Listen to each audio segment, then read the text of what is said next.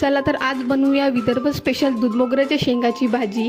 त्यासाठी मी अद्रक लसणाचा पेस्ट केला आहे, कांद्याचा पेस्ट वेगळा केलेला आहे, टमाटर पालकची पेस्ट वेगळी केली आहे, दाणे स्वच्छ धुवून टाकलेले आहे। त्यानंतर इकडे मी गॅस ऑन करून पातेलं ठेवलं आणि त्यात तेल टाकलं। तेल थोडं कमीच घेते कारण आमच्याकडे तेल कमी खाते, त्यामुळे तुम्ही तुमच्या अकॉर्डिंग तेल घेऊ शकता कमी जास्त।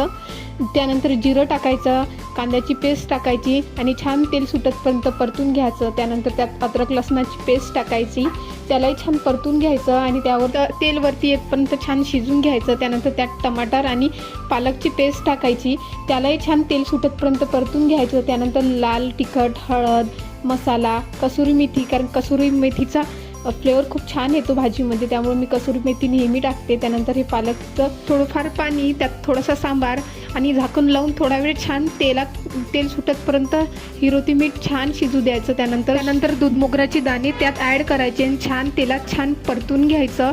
दाणे थोड्या वेळ तेलात शिजले की त्यात गरम पाणी टाकायचं आणि थोडा वेळ झाकण लावून दाणे शिजतपर्यंत 2-3 मिनिट झाकण लावून शिजून घ्यायचं आहे। आणि दाणे शिजले की त्यात मीठ टाकायचं आहे। मीठ टाकलं की 5 मिनिट त्याला झाकण लावून छान शिजून घ्यायचं आहे। थोडंसं गरम पाणी ॲड करायचं आहे। आमच्याकडे जास्त घट्ट भाजी खात नाही, त्यामुळे थोडंफार पातळच भाजी मी बनवते। 10 मिनिट शिजली की आपली तयार आहे विदर्भ स्पेशल दूध मोगऱ्याच्या शेंगाची भाजी।